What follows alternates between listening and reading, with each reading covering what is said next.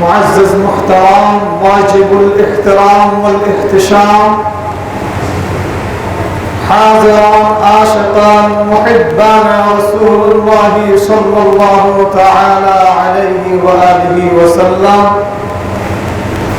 আল্লাহ পাক জাল্লা মাজদুহু জাল্লা জালালুহু আলী শান দরবারে লাখো কোটি শুকরিয়া জ্ঞাপন করছি যে রব্বুল আলামিন আহকামুল হাকিমিন পরওয়ারদিগারে আলম আমাদের সকলকে দয়া করে মায়া করে মেহেরবানি করে রহমত দিয়ে ফজল দিয়ে ভরপুর করে আজকে এই পবিত্র মাহে রবিউল আউয়াল শরীফের আজকে এই সুন্দরতম শ্রেষ্ঠতম দিনে ইয়াউমুল জুমআ তথা জুমআর সালাত আদায় করার অর্থে আমাদের সকলকে মসজিদে এসে বসার তৌফিক এনায়েত করেছেন। সকলের শুকরিয়া মহান রব্বুল আলামিনের দরবারে জোরে সোরে বলি আলহামদুলিল্লাহ। আরো শুকরিয়া আদায় করছি ওই নবী দো জাহাঁ সাহেবে দৌলত নূর মুজাসসাম হুজুর পুর নূর আহমদ মুজতবা মুহাম্মদ মুস্তাফা সাল্লাল্লাহু তাআলা আলাইহি ওয়াসাল্লাম রাজ দরবারে যে নবীজির আগমন না ঘটলে কুল কায়নাতের কোনো কিছুই সৃষ্টি হলো না। আল্লাহ সুবহানাহু ওয়া তাআলার রুবুবিয়তকে আল্লাহ ইজহার করতেন না। সেই নবী দো জাহান এই আগমনের সময় আমরা আজকে এখানে সেই আলোচনা শোনার তৌফিক হয়েছে, সেজন্য আবারও আল্লাহর দরবারে শুকরিয়া আদায় করছি। সকলে বলি আলহামদুলিল্লাহ। আরো শুকরিয়া আদায় করছি ওই সমস্ত সাহেবে ঈমান যারা আমাদের পূর্বে ঈমান নিয়ে অবস্থ হয়েছে, রওজাতে রয়েছে, ওই সমস্ত যুদ্ধে জিহাদওয়ালা আল্লাহর ওলি সাহাবায়ে কেরাম তাবেঈন তাবে তাবেঈন সমস্ত আইম্মায়ে কেরামের প্রতি যাদের ধারাবাহিকতায় যাদের বর্ণনার মাধ্যমে আমরা নবী করিম সাল্লাল্লাহু তাআলা আলাইহি ওয়াসাল্লামের শান ও আযমত বুঝতে পেরেছি, সকলে শুকরিয়া আদান বলি আলহামদুলিল্লাহ। সম্মানিত উপস্থিতি, আমরা যে সময়টি পদার্পণ করছি এই সময়টি খুবই পরীক্ষার অবস্থান যেগুলো আছে সবগুলো অবস্থান যেন আমাদের দিকে ধেয়ে আসছে, ঠিক না? এমন কঠিন সময়ে ঈমান রাখাটা বড় কঠিন হয়ে যায়। আজকে সকালবেলা কেউ ঈমানদার তো বিকালবেলা কেউ মুনাফিক হয়ে যায়। মসজিদে ঢুকলে ঈমানদার হয়ে বের হয়ে গেল মুনাফিক হয়ে, এমন আছে কি নাই? এটা একটা মাত্র কারণ, শুধু একটা মাত্র কারণ, যে কারণগুলা থেকে বাকি কারণগুলা আস্তে আস্তে আস্তে সৃষ্টি হয়েছে। সেই একটা মাত্র কারণ হচ্ছে আপনার আমার প্রাণের নবী দয়াল নবী আমার ঈমান, আপনার ঈমান যে ঈমান পরিপূর্ণ হওয়ার নবী, ওই নবী দো জাহাঁ সাহেবে লাউলাদ সম্পর্কে আমরা কম জানি, কম অবগত এবং পরিপূর্ণ হাকিকতান প্রকৃতভাবে নবীকে আমাদের না জানার কারণে আজকে আমাদের ঈমানের দুর্বলতাগুলো দিন দিন বৃদ্ধি পাচ্ছে, ঠিক না বেঠিক? সুতরাং আমাদের জানতে হবে আমাদের যে শ্রেষ্ঠতম নবী দিয়েছেন, আমাদেরকে ওই শ্রেষ্ঠ নবীর সাথে একটা শ্রেষ্ঠ কিতাবও দিয়েছেন, আর ওই শ্রেষ্ঠ কিতাব ওই নবীর সাথে এসেছে এবং ওই কিতাবের যে মূল মগজ এগুলো আবার নবীর জবানে পাকের মধ্যে আবার বিশ্লেষিত হয়েছে। বড় করে বলে সুবহানাল্লাহ। কিন্তু বড় দুঃখের এবং পরিতাপের বিষয়, ওই বড় ফজল, বড় নিয়ামত, বড় রহমত, বড় বরকত, সবচেয়ে আলা আফজল আকরাম ওই নিয়ামতকে তারা স্বীকার করলেও কিন্তু নিয়ামতের আগমনকে যখন আপনি কোনো খুশি উদযাপন করতে যাবেন সেটাকে তারা অস্বীকার করে বসে থাকে। বড় করে বলেন নাউজুবিল্লাহ। আল্লাহ সুবহানাহু ওয়া তাআলা কোরআন কারীমের সূরা ইউনূস 58 নম্বর আয়াতে কারীমার মধ্যে আল্লাহ সুবহানাহু ওয়া তাআলা জানিয়ে দিলেন, ওগো পেয়ারা নবী, ওগো মাহবুব নবী, ওগো আমার বন্ধু, আপনি আপনার উম্মতকে সমস্ত জগৎবাসীকে জানিয়ে দেন, সমস্ত মাখলুকাতকে জানিয়ে দেন, আমি আল্লাহ খালিক সৃষ্টিকর্তা, আমি তাদেরকে দয়ালু, আমি তাদের প্রতি দয়া দান করি, আমি তাদেরকে রহমত দান করি, ফজল দান করি, করম দান করি। এই সমস্ত কিছু তারা পেয়ে থাকলে, এই সমস্ত কিছুর কারণে যারা পেয়েছে, এই সমস্ত কিছুর কারণে তারা যেন ফাল্যাফরাহু, তারা যেন খুশি উদযাপন করে, তাদের অন্তরটা যেন খুশি হয়, তারা যেন খুশি উদযাপন করে, তাদের অন্তরটা যেন খুশি হয়। আর এটা কি কারণে? আল্লাহ বললেন বিফাদলিল্লাহি ওয়া বিরহমাতিহি ফাবিযালিকা ফালইফরাহু হুয়া খায়রুম মিম্মা ইয়াজমাউন। বড় করে বলুন সুবহানাল্লাহ। এটা কোন কারণে হবে? কয় কারণ শুধু একটা নয়, দুইটা কারণ। বড় করে বলুন সুবহানাল্লাহ। তাফসীর কারকরা বললেন দুইটা কারণ কি রকম? কয় বিফাদলিল্লাহ, আল্লাহর ফজল, আল্লাহর ফজল। এই আল্লাহর ফজল অনেক তাফসীরে লেখা আছে যে আল্লাহর ফজল সম্পর্কে হযরত ইবনে আব্বাস রাদিয়াল্লাহু তাআলা আনহু, যিনি রাইসুল মুফাসসিরিন, উনি বললেন যে আল্লাহর ফজল দ্বারা সেটা কিতাবুল্লাহ, আল্লাহর কিতাবকে বুঝিয়েছেন। বড় করে বলে সুবহানাল্লাহ। তারপরে ওয়াবি রহমাতিহি, রহমত দ্বারা কি বুঝিয়েছেন? ওয়াবি রহমাতিহি, রহমত দ্বারা রহমতের নবী, দয়ার নবী, মায়ার নবীকে বুঝিয়েছেন, যিনি রাহমাতাল লিল আলামিন হয়ে আমাদের নিকট প্রকাশিত হয়েছেন। বড় করে বলে সুবহানাল্লাহ। রহমত দ্বারা কাকে বুঝিয়েছেন? আমার দয়াল নবীজিকে বুঝিয়েছেন। তাহলে কি করতে হবে? ফাবিযালিকা, এই সমস্ত কিছু যেগুলো আছে, যাদের কথা বললাম, উল্লেখ করলাম, ফালইফরাহু, সুতরাং তোমরা এগুলি পেয়ে, তোমাদের কাছে পৌঁছালে তোমরা এগুলো পেয়ে তোমরা যেন এগুলোর শুকরিয়া আদায়তে খুশি উদযাপন করো। বড় করে বলি সুবহানাল্লাহ। ফারিহা ইয়াফরাহু, আল্লাহ সুবহানাহু ওয়া তাআলা এমন একটা শব্দ ব্যবহার করেছেন এখানে, ফালইফরাহু, এই শব্দটা আমরের সিগা। আপনারা সবাই বুঝবেন না, যারা আলেম ওলামা আছে, শিক্ষিত আছে, না বুঝবে। এখানে নির্দেশ জ্ঞাপক একটা শব্দ ব্যবহার করেছে। বড় করে বলেন সুবহানাল্লাহ, যে তারা যেন খুশি উদযাপন করে। আর এই খুশি উদযাপনটা কখন করবে? রহমত নজুলের, ফজল যখন নজুল হবে তখনই করতে হবে। কিরকম করবে? উদযাপনের বিভিন্ন ক্রাইটেরিয়া আছে, পদ্ধতি আছে, বিভিন্ন ম্যানুফ্যাকচার আছে, কিন্তু ওগুলোর মধ্যে যদি আপনি যেটা উত্তম সেটা বেছে নেন, সেটা আপনার জন্য, আমার জন্য আফজাল হবে, ঠিক না? কিন্তু ওই ক্রাইটেরিয়ার মধ্যে যদি কেউ যে একটা ভেজাল কোনো কিছু করে দেয়, সেজন্য কি যেই কারণে উদযাপিত হচ্ছে সেটা কি নষ্ট হয়ে যাবে? কথাটা বুঝতে পেরেছেন?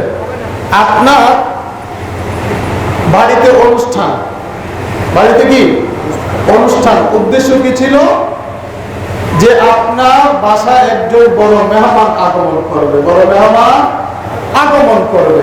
কিন্তু মেহমানের উদ্দেশ্য নিয়ে পাড়া প্রতিবেশী, মহল্লার কিছু অন্যান্য লোকেরা ওই বাড়ির যে অনুষ্ঠানটাকে, এটাকে একটু বিঘ্ন ঘটালো। কি করলো? বিঘ্ন ঘটালো। বিভিন্ন রকমের যেগুলি আপনার কাছে সমীচীন না, আপনার কাছে প্রযোজ্য না, ওই কাজগুলো করলো। সেক্ষেত্রে কি আপনার অনুষ্ঠানটার দোষ, নাকি ওই ছেলে পুলেগুলোর দোষ? কথা বললেন? এটা সহজ ব্যাখ্যা। আমার নবীজির আগমন, রাহমাতাল লিল আলামিনের আগমন, আর এই আগমন তো এটা কুল কায়নাত স্বীকার করবে না, আল্লাহ সুবহানাহু ওয়া তাআলা নিজেই তো বারবার ঘোষণা দিচ্ছেন। বড় করে বলুন সুবহানাল্লাহ। একবার দুইবার নয়, সমস্ত নবীদের থেকে এইভাবে, বাবা আদম থেকে শুরু করে প্রত্যেক নবী আমার নবীর আগমনের সুসংবাদ দিয়েছেন। বড় করে বলুন সুবহানাল্লাহ। আমরা যখন তাকাই নবীদের দিকে, তখন নবীদের এক একজনের দোয়াগুলো দেখি। হযরত সাইয়্যিদনা ইব্রাহিম খলিলুল্লাহ, যিনি মুসলিম শব্দটা যার কওমের সাথে আল্লাহ নিজেই যুক্ত করে দিয়েছেন, বড় করে বলুন সুবহানাল্লাহ। এর পূর্বে বাবা আদম থেকে শুরু করে কোন নবীর কওমকে আল্লাহ সরাসরি মুসলিম হিসেবে ঘোষণা করে নাই, কিন্তু তারা সকলেই তাওহীদপন্থী ছিল, তারা সকলেই আল্লাহ সুবহানাহু ওয়া তাআলাকে মানত, তাদের নবী যাদেরকে দিয়েছেন, রাসূল যাদেরকে দিয়েছেন তাদেরকে মানত, বড় করে বলুন সুবহানাল্লাহ। কিন্তু মুসলিম শব্দটা হযরত সাইয়্যিদিনা ইব্রাহিম খলিলুল্লাহর সাথে একেবারে অ্যাডজাস্ট করে দিয়েছেন, সুবহানাল্লাহ। আল্লাহ কোরআনে বললেন এভাবে, মিল্লাতে আবিকুম ইব্রাহিম হুয়া সাম্মাকুমুল মুসলিমিন, বড় করে বলি সুবহানাল্লাহ। যে তোমাদের এই যে মিল্লাতটা আছে, যে কওমটা আছে, এই উম্মতটা, এটার নাম তোমার যেটা থাকবে সেই উম্মতের কওমের যে আদি পিতা সেটা হচ্ছে ইব্রাহিম খলিলুল্লাহ আলাইহিস সালাম।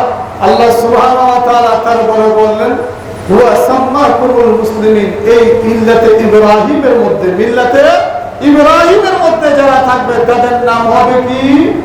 মুসলিম। নাম হবে কি? একটু প্রেক্ষাপটটা একটু পিছনের দিকে না বুঝালে সামনে বুঝবেন না। মিল্লাতে ইব্রাহিমের মধ্যে যারা থাকবে তাদের নাম হচ্ছে মুসলিম। কে বলেছেন? আল্লাহ বলেছেন। হযরত সাইয়্যিদিনা ইব্রাহিম খলিলুল্লাহ মিল্লাতে যারা থাকবে তারা মুসলিম। এরপরে ইব্রাহিম আলাইহিস সালামের দোয়াটা একটু দেখি, সূরা বাকারার মধ্যে আছে, 1 নম্বর পারার 19 নম্বর পৃষ্ঠার একেবারে শুরু থেকে আছে, বলে করে বলে সুবহানাল্লাহ। সেখানে আল্লাহ সুবহানাহু ওয়া তাআলার কাছে হযরত সাইয়্যিদিনা ইব্রাহিম খলিলুল্লাহ ইসমাঈল জবিহুল্লাহ যখন মক্কার কাবা শরীফকে আবার পুনর্নির্মাণ করলেন, নির্মাণ করার পরে তারা আল্লাহ সুবহানাহু ওয়া তাআলার কাছে হাত তুলে দোয়া করলেন, বড় করে বলে সুবহানাল্লাহ। কি দোয়া করলেন? এমন কি দোয়া যে দোয়াটা এত বেশি গুরুত্বপূর্ণ, এমন কি দোয়া করলেন যে দোয়ার বরকতে আজকে আমরা রাহমাতাল লিল আলামিনকে এই ধরাধামে পেয়েছি, বড় করে বলুন সুবহানাল্লাহ। দোয়াটা কি ছিল? তিনি বললেন রব্বানা ওয়াজআলনা মুসলিমাইনি লাকা ওয়া মিন যুররিয়াতিনা উম্মাতান মুসলিমাতান লাক, বড় করে বলুন সুবহানাল্লাহ। তিনি প্রথম দোয়া করলেন দুজন উভয়, রব্বানা হে আমাদের প্রভু, ওয়াজআলনা আমাদেরকে রাখুন, মুসলিমাইনি লাকা আপনার জন্য মুসলমান হিসাবে, মুসলমান করে আমাদেরকে রাখুন, মুসলিম হিসাবে আমাদেরকে বরকরার রাখুন। ওয়া মিন যুররিয়াতিনা, শুধু তাই নয়, আমার নসল থেকে আমাদের বংশধারা যেটা বের হবে, সুবহানাল্লাহ বলুন, তার থেকে ইব্রাহিম খলিলুল্লাহ ইসমাঈল জবিহুল্লাহ, হযরত ইসমাঈল জবিহুল্লাহর মাধ্যমে বলছে যে আমাদের নসল থেকে যে বংশধারাটা বের হবে, যুররিয়াতিনা আমাদের সন্তান সন্ততি কিয়ামত অবধি যতগুলো আসবে তাদেরকেও আপনি রাখুন। কিরকম? উম্মাতান মুসলিমাতান লাক, তাদের মধ্য থেকে বাছাইকৃত একটা উম্মত, একটা দল, বড় করে বলুন সুবহানাল্লাহ। এই কথাটা ওই সময় আলাদা করে দিয়েছে, খুব খেয়াল করবেন যে সম্পূর্ণ সবাইকে বলতে পারত যে আমাদেরকেও মুসলিম রাখুন এবং আমাদের সন্তান সন্ততিকেও মুসলিম রাখুন। তিনি বললেন অমিন যুররিয়াতিনা উম্মাতান, বড় করে বলুন সুবহানাল্লাহ। যে সেখান থেকে একটা উম্মতকে আপনি মুসলমান হিসাবে বরকরার রাখবেন, বড় করে বলুন সুবহানাল্লাহ। আপনার জন্য। কার জন্য? আল্লাহ আপনার জন্য বরকরার রাখবেন। এটা কেন? এমন একজন নবী আমরা চাই, এমন একজন রাসূল চাই যে রাসূলের সুসংবাদ বাবা আদম থেকে শুরু করে একেবারে সমস্ত নবীদেরকে আল্লাহ দিয়ে দিয়েছেন একটা এক্সট্রা দায়িত্ব হিসেবে, বড় করে বলুন সুবহানাল্লাহ। কিরকম? বাবা আদম থেকে যখন আমার নবীজির নূর মুবারক বাবা আদমের পেশানি থেকে, পোস্তানি থেকে মা হাওয়ার রেহেম শরীফের মধ্যে আসলো, এর মধ্যে বাবা আদম যতগুলা সন্তান ওনার নসল থেকে জন্ম নিয়েছে, মা হাওয়ার গর্ভে থেকে নিয়ে এসেছে, প্রত্যেক সন্তান জোড়ায় জোড়া হয়েছে। কি কি হয়েছে? জোড়া জোড়া হয়েছে। কেবলমাত্র হযরতে শীশ আলাইহিস সালাম ব্যতীত। বড় করে বলুন সুবহানাল্লাহ। একমাত্র শীশ আলাইহিস সালাম একাকী জন্ম নিয়েছেন মা হাওয়ার রহম থেকে। বড় করে বলুন সুবহানাল্লাহ। কই কেন? কারণ সেখানে নূরে মুহাম্মদী ছিল, অন্য অন্য ছেলেদের সাথে নূরে মুহাম্মদী ছিল না। আর যখন নূরে মুহাম্মদী মুনতাকিল হয়ে গেছে, নূরে মুহাম্মদী মুনতাকিল হয়েছে মা হাওয়ার রেহেমে, তখন ওই রেহেমের মধ্যে আর দ্বিতীয় কারো জায়গা হয় নাই। বড় করে বলুন সুবহানাল্লাহ। কারণ এই স্পেশাল ভাবে হযরত শীশ আলাইহিস সালাম বাবা আদম সফিউল্লাহ শ্রেষ্ঠতম সন্তানদের মধ্যে সবচেয়ে বেশি শ্রেষ্ঠ। বড় করে বলুন সুবহানাল্লাহ। ওই শ্রেষ্ঠ সন্তানের মাধ্যমে আমার নবীর নূর মুবারক এইভাবে পৃথিবীতে আসছে হযরত শীশের মাধ্যমে, হযরত নূহ আলাইহিস সালামের মাধ্যমে, যেটা আমি বলেছিলাম আপনাদের হয়তো মনে থাকতে পারে। বড় করে বলুন সুবহানাল্লাহ। এমনি ভাবে আমার এই নবীজির নূর, এই নসল মুবারক ইব্রাহিম খলিলুল্লাহ পর্যন্ত আসলো। তারপরে এই নূর মুবারক মা সারার রহম থেকে হযরত ইসমাঈল জবিবুল্লাহর মাধ্যমে আমার এই নবীজির নূর মুবারক বনু হাশিম হয়ে একেবারে আব্দুল মুত্তালিব পর্যন্ত চলে এসেছে। বড় করে বলুন সুবহানাল্লাহ। প্রত্যেকের একটা দায়িত্ব ছিল। দায়িত্বটা ছিল, দেখুন, যখন নবীজির নূর মুবারক একজনের প্রস্থানী থেকে আরেকজনের কাছে চলে যাবে, তাদের দায়িত্ব ছিল, এই তোমার কাছে কিন্তু আমার নবীর নূর মুবারক কি হচ্ছে, ট্রান্সফার হচ্ছে, মুনতাকিল হচ্ছে। তোমার উচিত হবে কোন খারাপ সঙ্গে তুমি যেন না যাও। তোমার উচিত হবে তুমি এমন কোন রমণীদেরকে যাতে বিবাহ না করো যারা খারাপ সঙ্গে ছিল। তুমি পবিত্র, পুত পবিত্র রেহেম দেখে ভালো চরিত্র, সৎ চরিত্রের ওই সমস্ত নারীদেরকে তুমি বিবাহ করবে। বড় করে বলুন সুবহানাল্লাহ। প্রত্যেকের একটা অর্ডার ছিল যে তোমরা প্রত্যেকেই শুধুমাত্র সতী সাধবী নারীদেরকে বিবাহ করবে। কেউ কখনো নিজেও খারাপ কাজে বিলুপ্ত হবে না, আর ওই দিকে মনোনিবেশও করবে না, এবং এমন একজনকে বিবাহ করবে যাচাই বাছাই করে যে তার রেহেমটাও পবিত্র। বড় করে বলুন সুবহানাল্লাহ। এমনি ভাবে আব্দুল মুত্তালিব থেকে খাজা আব্দুল্লাহ পর্যন্ত এই নূর মুবারক মুনতাকিল হলো। বড় করে বলুন সুবহানাল্লাহ। দেখুন, খাজা আব্দুল মুত্তালিবের অনেকগুলা সন্তান ছিল, ঠিক কিনা? অনেকগুলো সন্তান ছিল। তার মধ্যে একটা সন্তানের নাম আবু লাহাব ছিল। বলেন না, আবু লাহাব? কথা বলেন কিনা? আবু লাহাব ছিল না? আপনারা জানেন কিনা? জানেন না মনে হয়। আবু লাহাব ছিল। সেই আবু লাহাবের কাছে যায়নি। ওই নূর ট্রান্সফার হয়েছে কোথায়? ওই নূর মুনতাকিল হয়েছে খাজা আব্দুল্লাহ, যার নামটাও মনোনীত করে দিয়েছেন আল্লাহ। বড় করে বলুন সুবহানাল্লাহ। এমন নাম ওই সময়ের মধ্যে যারা তাওহীদপন্থী ছিল তারাই রাখতে পারে। অন্য অন্যদের নামের আগে দেখবেন আব্দুল উজ্জা, আব্দুল উজ্জা। তারপরে অন্য অন্য নামগুলা যে ভূত প্রেত যেগুলা ছিল, মূর্তি যেগুলা ছিল, তাদের নামের সাথে মিলায়ে রাখতে। বড় করে বলে নাউজুবিল্লাহ। কিন্তু যার কাছে মুনতাকিল হবে তার নামটাও রেখেছেন কত সুন্দর। তখন আল্লাহ সুবহানাহু ওয়া তাআলার নামটার সাথে মিলিয়ে আব্দুল্লাহ। বড় করে বলুন সুবহানাল্লাহ। নামের অর্থ কি হলো? আল্লাহর বান্দা। আল্লাহর বান্দা। কেমন বান্দা? এমন আব্দুল্লাহ যে আল্লাহর কাছে আগেই মনোনীত ছিল। বড় করে বলুন সুবহানাল্লাহ। এবং এমন একটা মা, এই মা খুঁজলো কেমন মা। এই মা যখন বাবা আব্দুল্লাহ এই পেশানি মুবারকের মধ্যে নূরে মুহাম্মদী মুনতাকিল হলো, তখন আল্লাহ সুবহানাহু ওয়া তাআলার পক্ষ থেকে তার ভেতরেও সেই পরিবর্তন আসা শুরু করলো। কারণ এটা নূরে মুহাম্মদীর তাসির। বড় করে বলুন সুবহানাল্লাহ। নূরে মুহাম্মদী যেখানে ছোঁয়া লাগে, যেই জায়গায় ছোঁয়া লাগে, সেটাই সবচেয়ে পবিত্র হয়ে যায়। তাদের চরিত্র ভালো হয়ে যায়, তাদের আখলাক ভালো হয়ে যায়, তাদের সমস্ত কাজ কর্ম সুন্দর হয়ে যায়। বড় করে বলুন সুবহানাল্লাহ। বাবা আব্দুল্লাহ পেশানি মোবারকের মধ্যে নূরে মুহাম্মদী আসলো। এরপরে তিনি বাছাই করে যাচাই করে আরবের অনেক রমণী ছিল, এত সুন্দরী রমণী ছিল, সম্ভ্রান্ত পরিবারের রমণী ছিল, অনেক অনেক অনেক প্রকারের রমণী ছিল, টাকা পয়সার রূপ সজ্জায় অনেক কিছু ছিল, কিন্তু এটা না, আল্লাহ যাকে আগেই মনোনীত করেছেন, বড় করে বলুন সুবহানাল্লাহ, এমন একজন রমণী যার নাম আল্লাহ সুবহানাহু ওয়া তাআলার পক্ষ থেকে ফিক্স করা ছিল, যার নাম ছিল আমেনা, বড় করে বলুন সুবহানাল্লাহ। আমেনা কেন নাম রাখা হয়?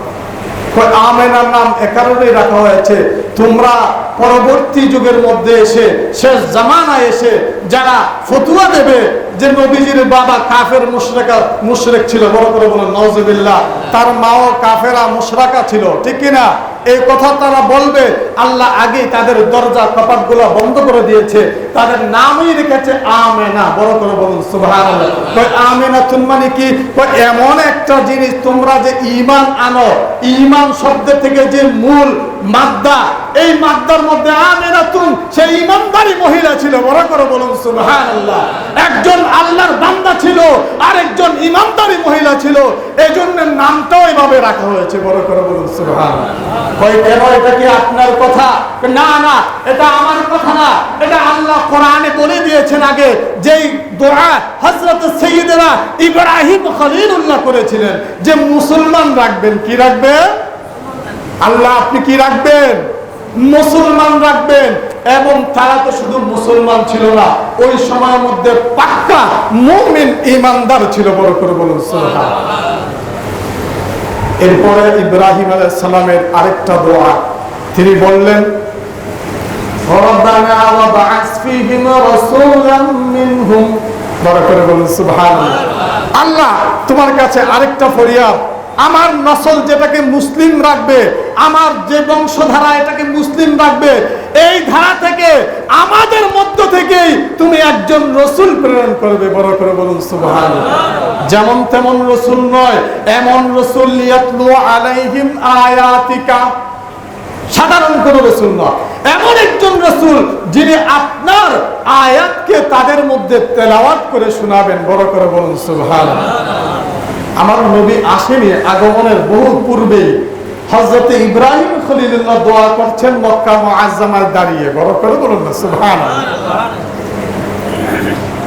নবীদের দোয়া কবুল হয় কি হয় না? কারো কোনো সন্দেহ আছে? সন্দেহ করলে ঈমান থাকবে কেন? নবীরা হক, নবীরা কি হক, তাদের প্রতি যদি আপনার ঈমান না থাকে তাহলে ঈমানদার হওয়া যাবে? আপনি আমানতু বিল্লাহি ওয়া মালাইকাতিহি ওয়া কুতুবিহি ওয়া রুসুলিহি বলেন নাই, তো বলার পরে নবীদের কথার মধ্যে বিশ্বাস নাই, তুমি মোল্লা কোত্থেকে কি গবেষণা করে বলছো তারা মুশরিকা ছিল, কাফেরা ছিল, নাউযুবিল্লাহি মিন যালিক। কত ইলমের কমতি, কত জ্ঞানের কমতি, কত রিসার্চের কমতি। ইয়াতলু আলাইহিম আয়াতিকা ওয়া ইউআল্লিমুহুমুল কিতাবা ওয়াল হিকমা, আরেকটি জবাব, অনেক বড় বড় scholar, heavy learned person, heavyweight person আমাদেরকে ধোঁকা দেয়, সামান্য কিঞ্চিত ভাবে 100 রাইট, কিরকম কয় না না 99.9% রাইট, 99% কি আছে সঠিক আছে, কয় একটা পার্সেন্ট গলত, 1% গলত, কয় কিরকম, তাও পুরো না, একেবারে 0.1।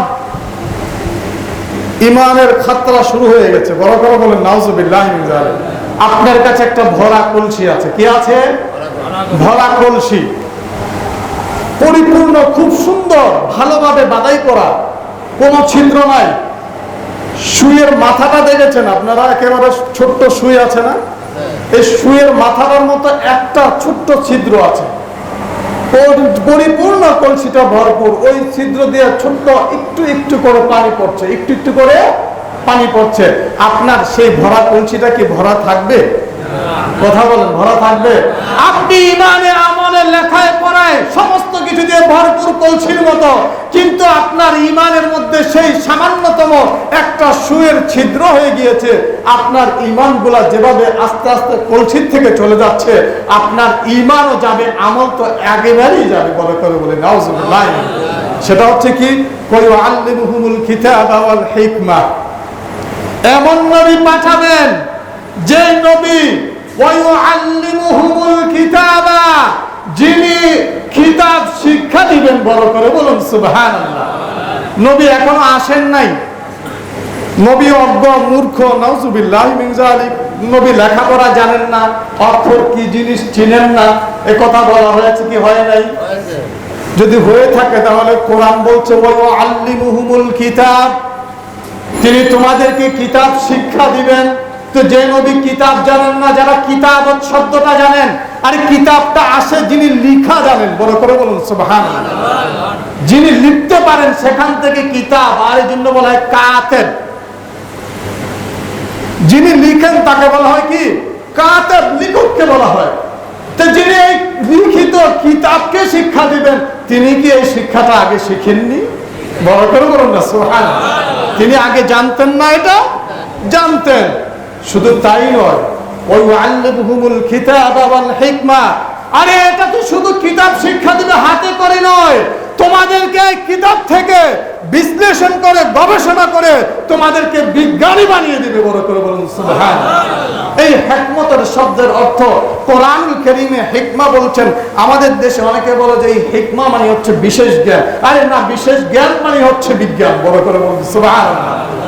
তোমরা এখন সায়েন্টিস্ট হচ্ছ, বড় জ্ঞানী হয়ে যাচ্ছ, কিন্তু আল্লাহর নবীকে আল্লাহ আগে সায়েন্টিস্ট করে পাঠিয়েছেন। বড় করে বলুন সুবহানাল্লাহ। যা বলছিলাম, সূরা ইউনূসের ৫৮ নম্বর আয়াত, এই নবী দোয়া করলেন এগুলা, এবং কি বললেন? ওয়ায়ুআল্লিমুহুমুল কিতাবা ওয়াল হিকমা, হিকমত শিক্ষা দিবেন। কয় তারপর কি করবেন? কয় যাদের মধ্যে কলুষিত অন্তর আছে, যাদের অন্তরে অন্ধকারে আচ্ছন্ন, যাদের ঈমানের দুর্বলতা আছে, যাদের নবীর প্রতি একেবারে সর্বনিম্ন স্তরের দুর্বলতা আছে, আল্লাহ বললেন ওই নবীর মাধ্যমে দোয়া করে দিলেন যে ওয়ায়ুযাক্কিহিম, তাদের ওই সমস্ত সামান্য ধুলাবালি ঈমানের মধ্যে যে খতরা আছে, এগুলোকেও তিনি পরিষ্কার পবিত্র করে দিবেন। বড় করে বলুন সুবহানাল্লাহ। তাদেরকে পরিষ্কার করে দিবেন, পুত পবিত্র করে দিবেন। এজন্য কোরআনুল কারীমের আরেক আয়াতে বলছে কদ আফলাহা মান তাযাক্কা। বড় করে বলুন সুবহানাল্লাহ। ওই ব্যক্তি সফলকাম হবে যে তার হৃদয় অন্তঃকরণকে নিজে পরিষ্কার পরিচ্ছন্ন করেছে। বড় করে বলুন সুবহানাল্লাহ। আর এই পরিচ্ছন্ন কে করবে? নবীজি করবে, নবীর আদর্শ করবে, নবীর ভালোবাসা করবে, নবীর মহব্বত করবে। আর নবী যেগুলাকে ভালোবেসেছেন, যাদেরকে ভালোবেসেছেন, তাদেরকে তোমরা ভালোবাসলে, তাদের পথে চললে, তাদের অনুকরণ অনুসরণ করলে, তোমাদেরকেও নবী পবিত্র করে দেবে। বড় করে বলুন সুবহানাল্লাহ। এবার আয়াতে কারিমা শেষ করে দিচ্ছি। বললেন যে এই রহমত ফজল পেলাম নবীকে, যিনি সবচেয়ে বড় রহমত, রহমাতাল লিল আলামিন। এর জন্য আমরা কি করব? ফালইফরাহু, খুশি উদযাপন করব। এটা করলে কি হবে? হুয়া খায়রুম মিম্মা ইয়াজমাউন। আরে তোমরা এই পর্যন্ত যাবতীয় যত রকম আমল করেছো, তোমাদের কোনো আমলের গ্যারান্টি নাই। নামাজ, রোজা, হজ, যাকাত হচ্ছে কি হচ্ছে না, কবুল হচ্ছে কি হচ্ছে না, গ্যারান্টি নাই। কিন্তু একটা গ্যারান্টি আছে, যদি আল্লাহর ফজল এবং রহমত পেয়ে তোমরা এই উদযাপনটা করো, খুশি আনন্দিত হও, তাহলে আল্লাহ বললেন হুয়া খায়রুন, এটা তোমাদের আগের পূর্ববর্তী যতগুলো আমল আছে সবচেয়ে অতি উজ্জ্বল, অতি উত্তম, মিম্মা ইয়াজমাউন, যা তোমরা জমা করেছিলে, যা তোমরা জমা করতে, এই সমস্ত কিছু থেকে হুয়া খায়রুন, এটা একবারে ইসমে তাফজিলের সিগা, সবচেয়ে বেশি ভালো। বড় করে বলুন সুবহানাল্লাহ। আল্লাহ আমাদেরকে সঠিক কোরআন এবং সুন্নাহর সঠিক বুঝ দান করার তৌফিক দান করুক। বড় করে বলে আমিন। ওয়া আখির দাওয়ানা আলহামদুলিল্লাহি রাব্বিল আলামিন। আসসালামু আলাইকুম ওয়া রাহমাতুল্লাহি তাআলা ওয়া বারাকাতুহু।